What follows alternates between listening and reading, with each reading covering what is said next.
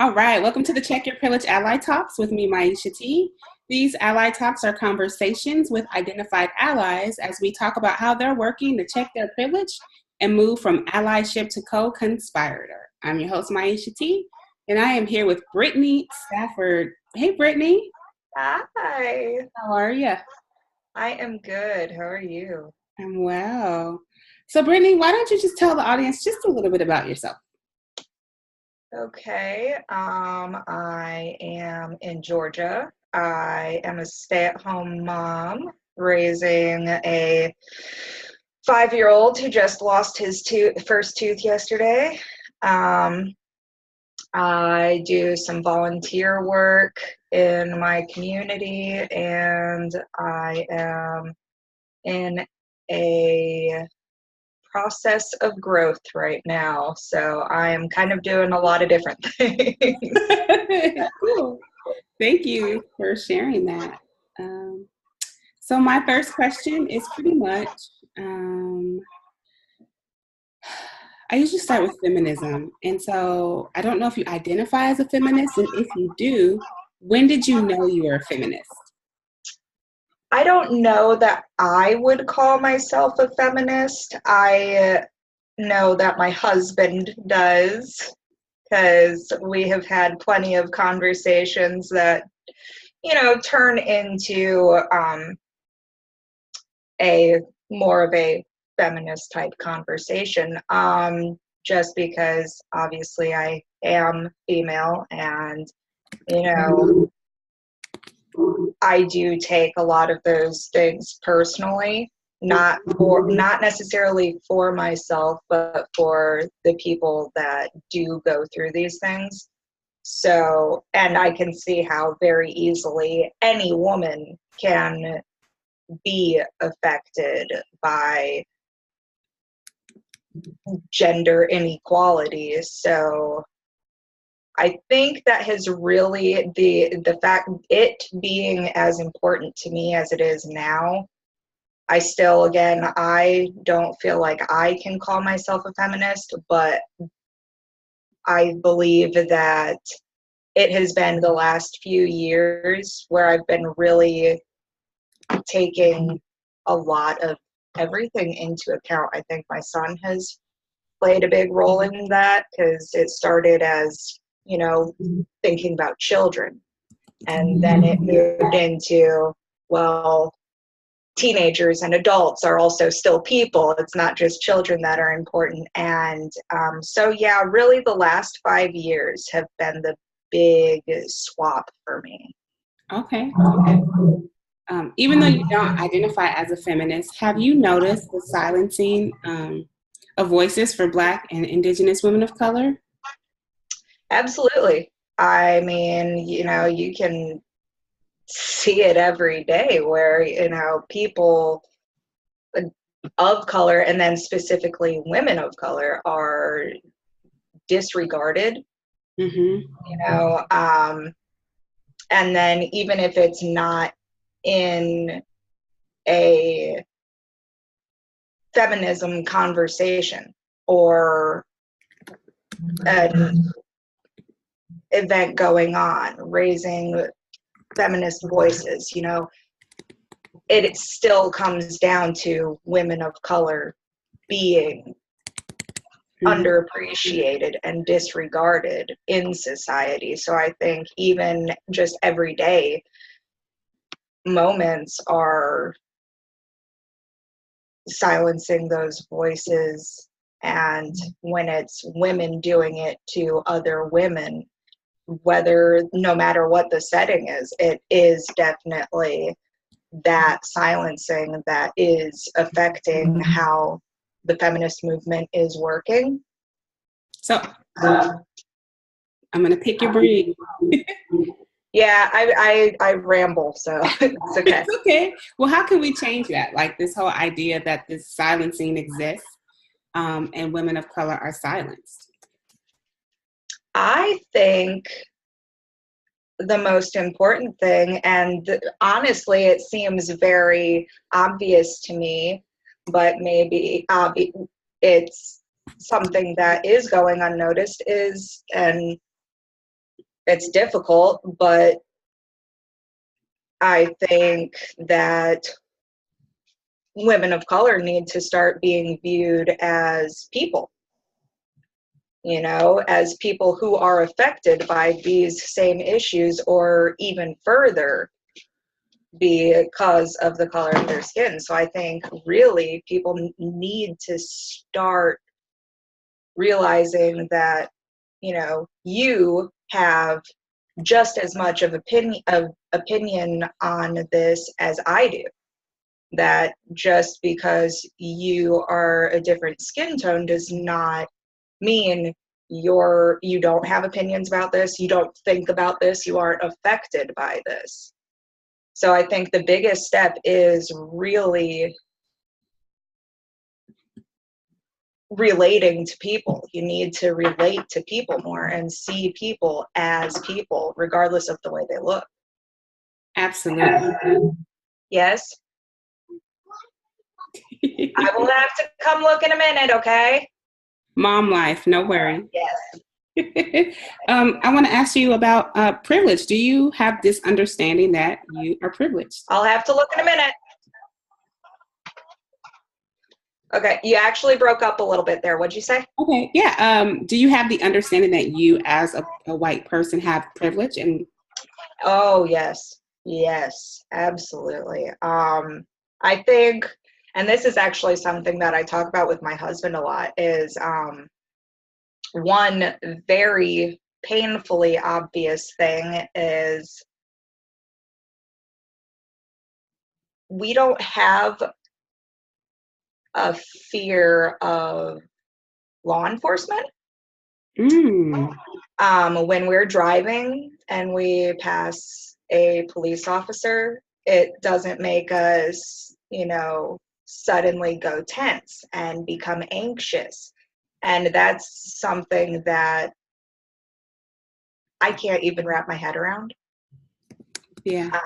Because that is not something that I go through. I do notice, when there's a police officer, a car on the side of the road, but I don't have to immediately wonder if I'm going to be pulled over and if that's going to become a very dangerous situation for me. I think I can tell in the way people treat me versus the way that they treat my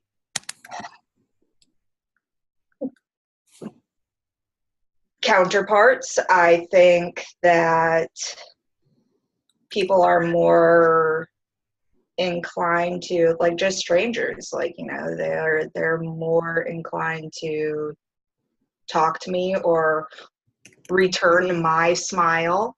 I think that they're more likely to not assume negative things about me. Mm-hmm. Which, I dealt with a lot just growing up and being an angsty teenager, and obviously I changed my appearance, but it's not the same at all, and these are things that I can control.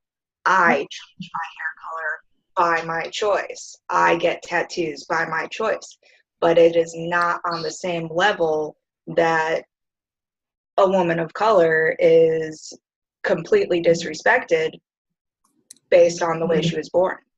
Absolutely. Thank you for that understanding. You have a very deep understanding. Okay, so I have to say this.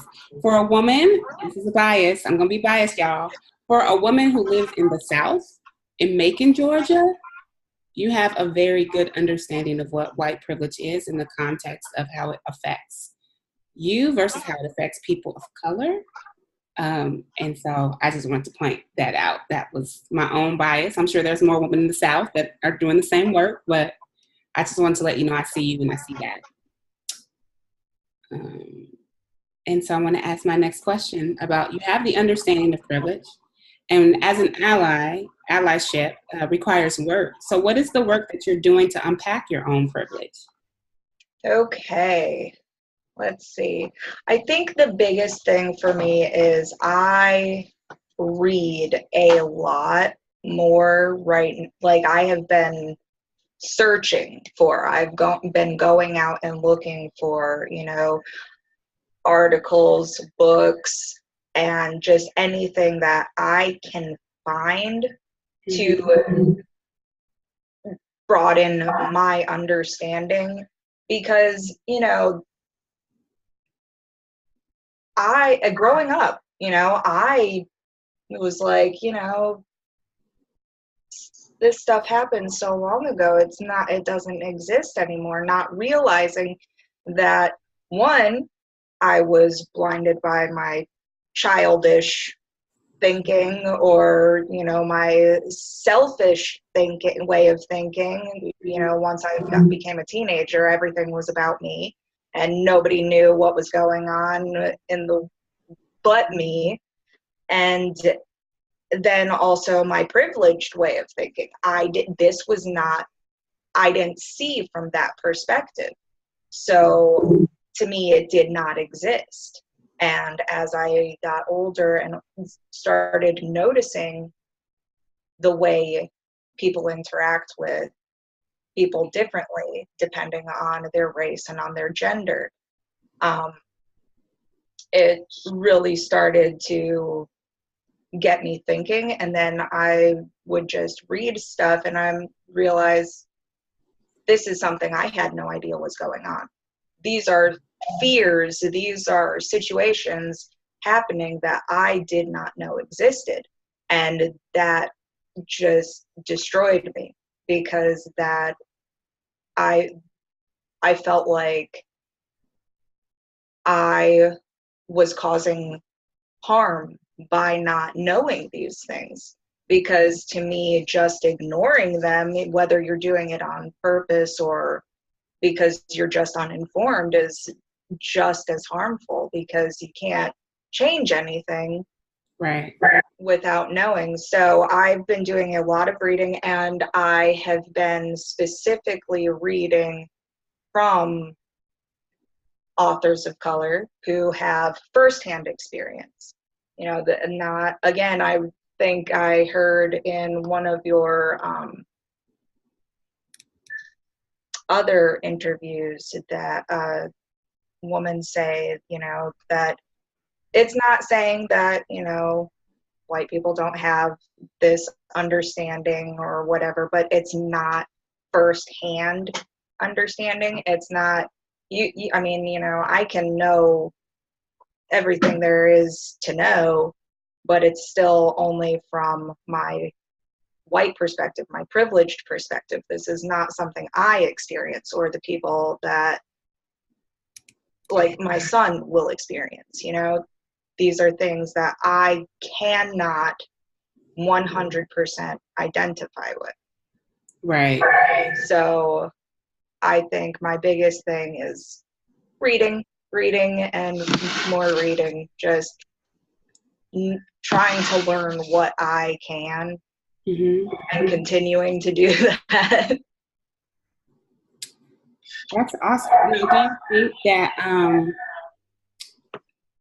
I see that what I heard was that you are reading a lot of work from women of color, and I think that's super important.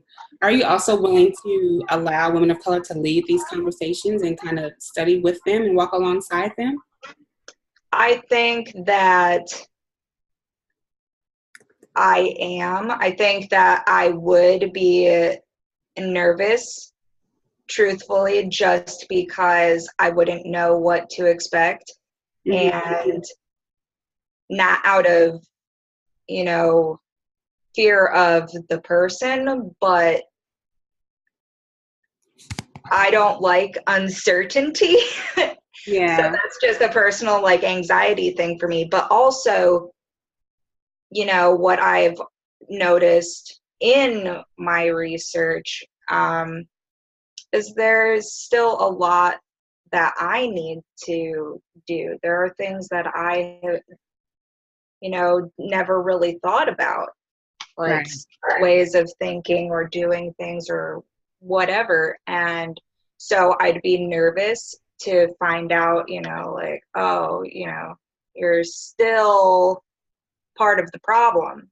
But at the same time, if I don't do that, again, that's not changing anything. So I have to be willing to to let other women and women of color specifically have these conversations the way they need to have these conversations. I need to be able to listen to their perspective. I need to hear what they're saying and have to say to me in order to learn more. Because I can read and I've learned a lot, but at the same time, having a conversation would be even more informative and more beneficial, I think, because not only would I be hearing that, but they would be speaking that for themselves. That's fair. That's fair. That's fair. No analysis. So, have you heard of this term called white woman violence or weapons of violence or weapons of whiteness? I have, and I'm still not very familiar with it. Okay. So any questions you may have will just have to be a little, unfortunately. That's okay. Well, yeah, it's not gonna do. Yeah, it's just kind of like this idea that intentionally and unintentionally that white women have tended to use their behavior as a form of violence against women of color. So whether that's being fragile, whether that's guilt or tears or saviorism, it can all be a tool against women of color. So I'm gonna let you do that work right there, since we're not gonna Yes. go there right now. So have you ever? I can't ask that question, so we're gonna go around to throwaway culture. So right now, in women of color are just not feeling safe, right, with white women or white people, I could actually say. So the idea, is kind of like we don't need white women, we don't need white feminism. But if everything is love, and I'm not really a person who does throwaway culture because I believe throwing people away or segregation is rooted in white supremacy and patriarchy. I think that there's a way that we can eliminate throwaway culture and like building this bridge for women of color and white women to work together. So my question is, how do we break the cycle of throwing each other away?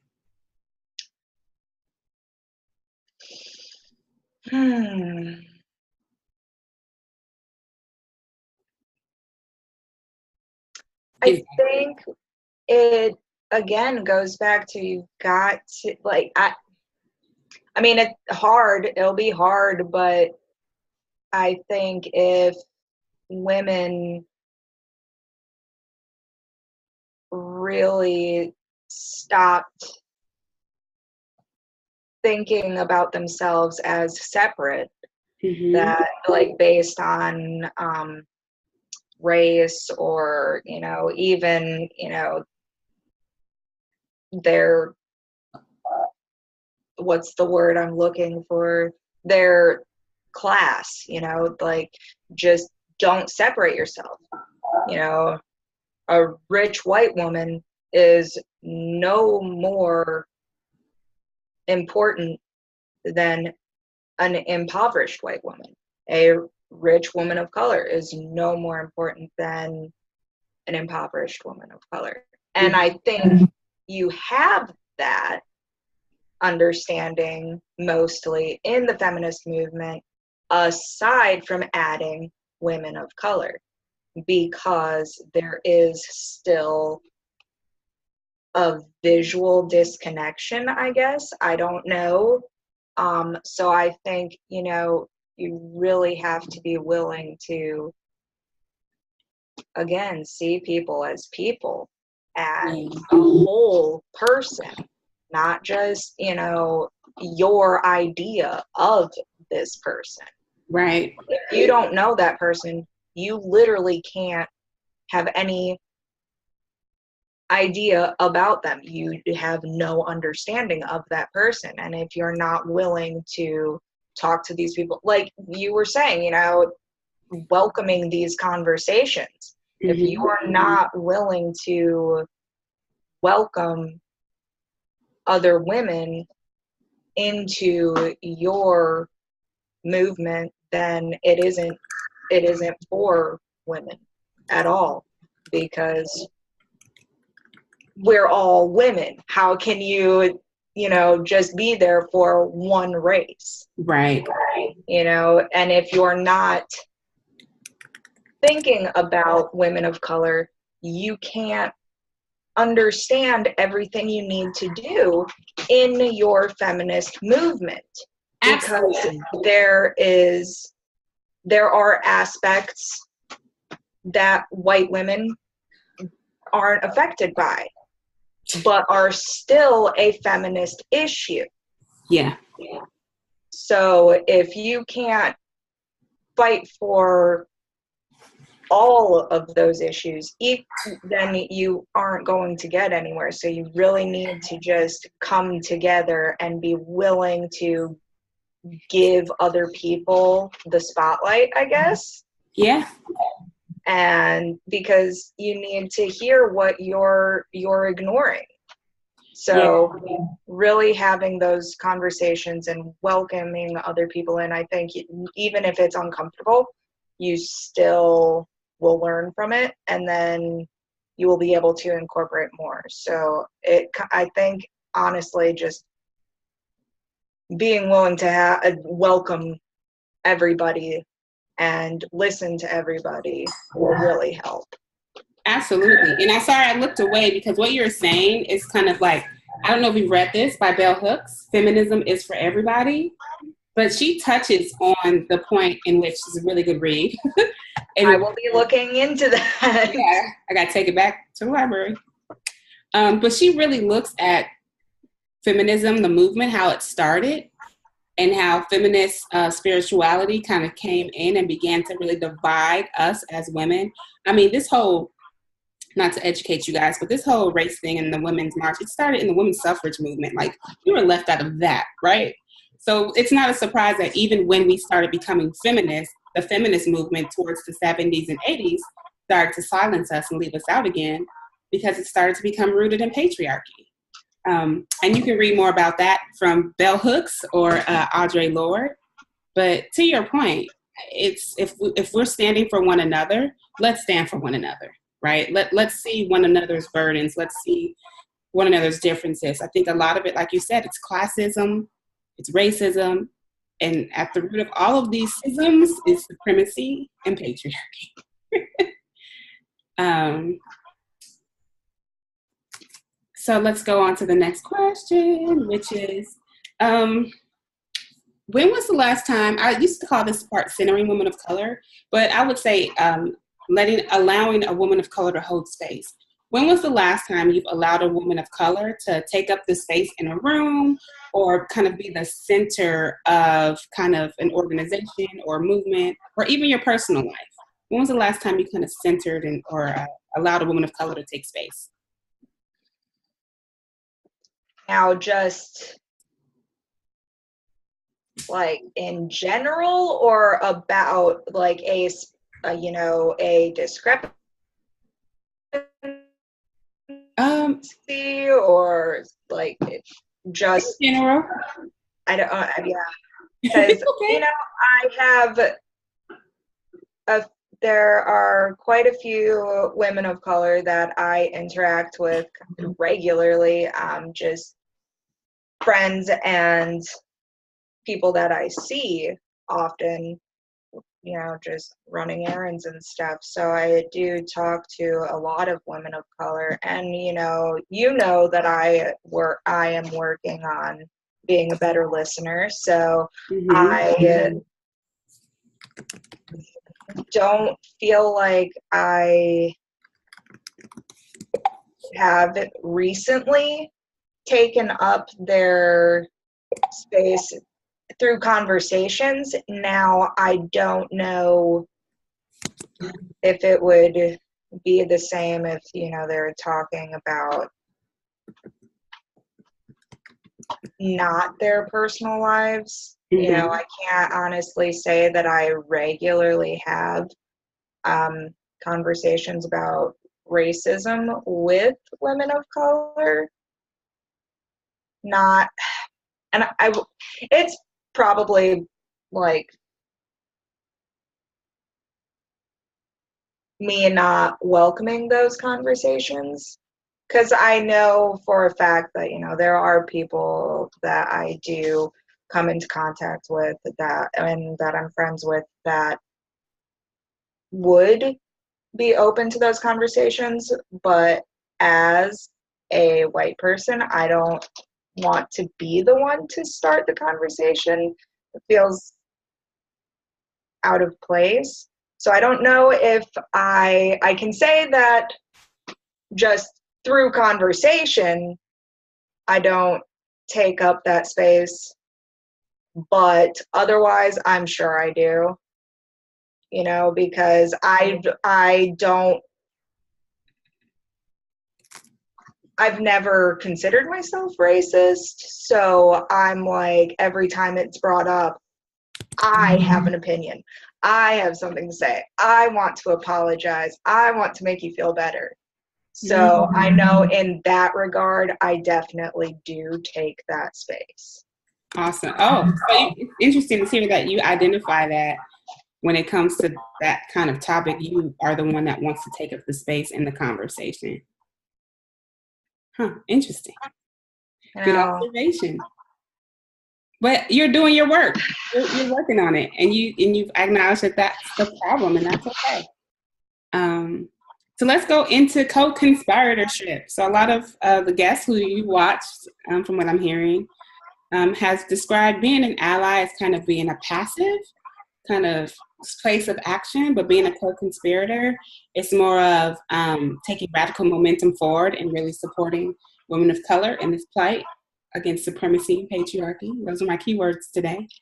Do you have any plans on moving from being an ally to a co-conspirator? I don't have a plan of action because I don't know where I would start. So I think I guess it is a plan of action actually, is to figure out how I can get more involved, what I can do instead of, I am not knocking becoming informed and more educated, because that has helped me a lot. But I think in order to really have a bigger effect on societies, on the level of society, I would need to be more involved in breaking all of this down. And I think in order to do that, I need to figure out how I can start and where I can start. So I think that would be my first point of action there, is to figure out what I can do and what I need to do. Because unfortunately, right now, I have no idea. I really am in the beginning stages of really getting in there and working all of this out. I have been working on myself personally, but I don't know where to begin to take that and put it in, bring it out into the world. So really getting an idea of what I can do is my first step.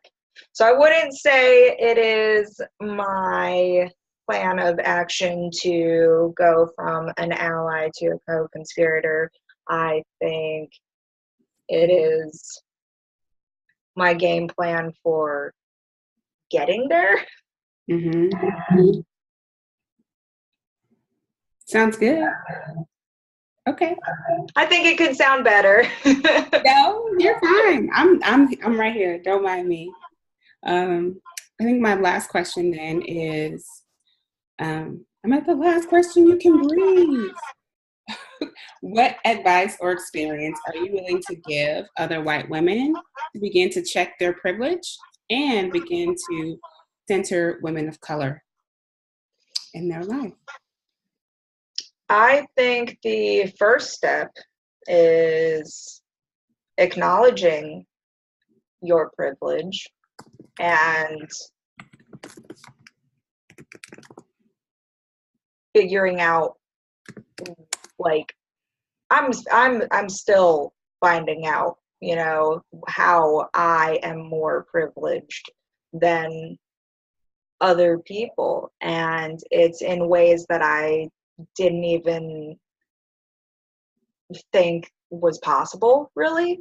Mm-hmm. um, but there are all types of different, there are different levels for it all, and you really need to start working on yourself personally before. I'm a firm believer in working on yourself personally before you try doing anything else, because unless you have gotten yourself more worked out, then you can't do anything for the world, really. Mm-hmm. When it's something that you're trying to change, you've got to be willing to change yourself. And I think you need to so figure out where your privilege is, acknowledge your privilege, feel that, and go from there. I think after that, you need to start actually, bringing that out into your daily life. Once you realize, like, oh, if you realize, you know, I'm only talking to white people. I'm only talking to white women. I have this certain assumption of women of color or whatever. You need to redirect your thinking. You need to get yourself out there. You need to get yourself uncomfortable. You need to really start connecting with the people that you have been either ignoring or have misassumptions about. I think the best way to understand somebody is to try to talk to them. Just because, that gives you that, it's easier to feel connected to somebody once you interact with them Right. than it is to just see somebody. So if that's what you need to do, if you can't just look at somebody and see them as a person, then go out and talk to them. And that's okay. There's nothing to be afraid of. Some people are going to just be like, oh, hi, and keep on going, and that's okay. But you really need to see where your privilege is and then work on getting yourself connected to these other people that you have been feeling disconnected from, because you wouldn't.